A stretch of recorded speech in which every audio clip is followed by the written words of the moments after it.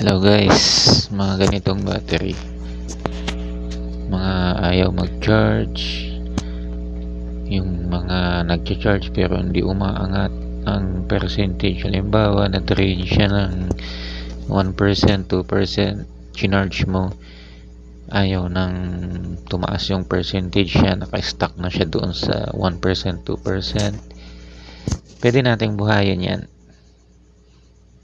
mga ganong senaryo ng battery charging, lalo pagka matagal na hindi na-charge yung cellphone.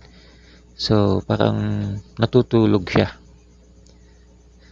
pansamantala, unless kung sira na talaga yung battery.